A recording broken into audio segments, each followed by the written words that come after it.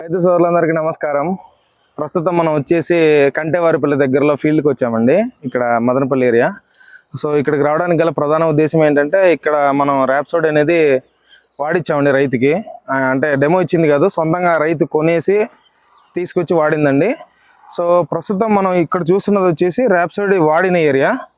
So ఇక్కడ మీరు చుట్టుపక్కల గమనించుకున్నట్లయితే ఇక్కడ పంట అనేది క్లారిటీగా ఉంది. మెయిన్గా గమనించుకున్నట్లయితే ఇంకోటి బూడిద సమస్య అనేది కనిపించట్లేదు.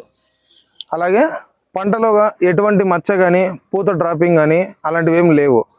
అలాగే ఇంకా ముఖ్యంగా గమనించాల్సింది ఏంటంటే, ఇప్పుడు ప్రస్తుతం మనం వాడిన ఏరియాలో ఉన్నాము. ఈ చుట్టుపక్కల ఈ ఏరియా మొత్తం ర్యాప్సోడ్ ట్రీట్ చేసిన ఏరియా.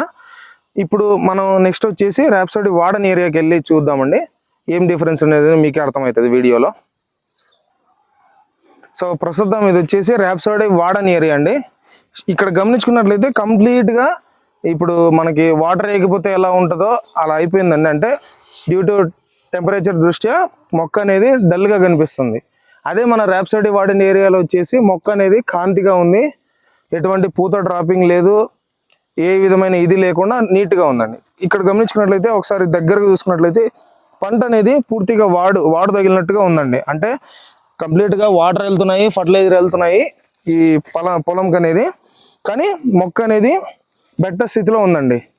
సో రైతులందరూ ఈ విషయాన్ని గమనించుకొని ప్రతి ఒక్కరూ ఈ ర్యాప్సోడ్ వాడుకోవడం ద్వారా ఈ ఎండాకాలంలో వచ్చే అధిక ఒత్తిడి, వాతావరణ ఒత్తిడి ఏదైతే ఉంటుందో దాని నుంచి తగ్గించుకోవడమే కాకుండా ఈ ఆకుమచ్చ తెగులు కానీ బూడిద తెగులు కానీ కొద్ది వరకు అరికట్టుకునే ఇదైతే ఉంటుందండి.